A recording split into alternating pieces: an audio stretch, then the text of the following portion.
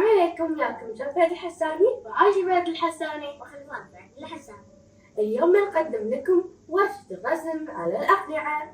فن الرسم على الأقنعة هو مجال إبداعي يقدر الفرد يعبر فيه عن نفسه ويخلق قطع فنية فريدة ومتميزة. فن الرسم على الأقنعة يمتد عبر الثقافات، لأن الأقنعة كانت تستخدم في الاحتفالات والطقوس والأحداث الخاصة. هناك بعض الأفكار لتصميم الأقنعة، منها التصاميم التقليدية مثل الأقنعة الأفريقية أو البرازيلية التقليدية. التصاميم المستوحاة من الطبيعة مثل الزهور والفراشات والحيوانات. تصاميم الفانتازيا مثل الوحوش الخيالية أو الشخصيات الخيالية. التصاميم الحديثة باستخدام أشكال هندسية وألوان جريئة. نحتاج إلى أقنعة وقلم رصاص وألوان أكريليك، وبعد نحتاج فراشة وصمغ، وللتزيين نحتاج إلى ريش وفصوص. ويلا نبدأ.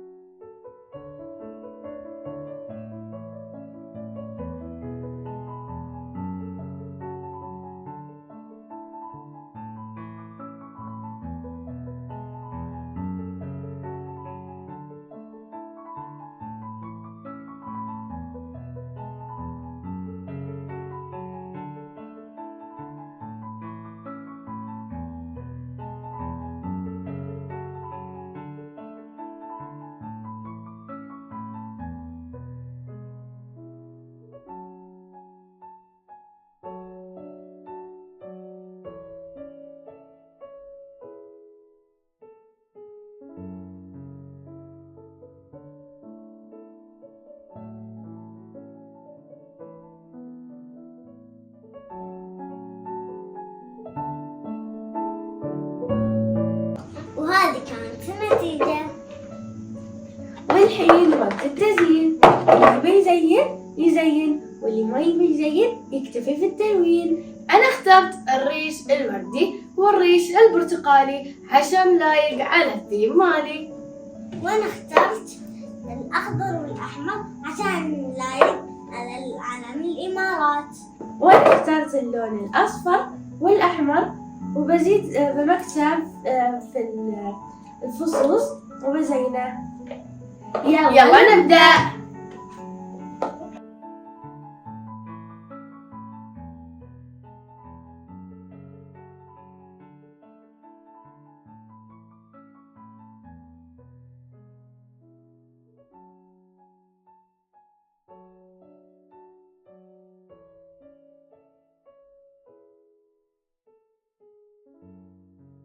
وهذه كانت النتيجة.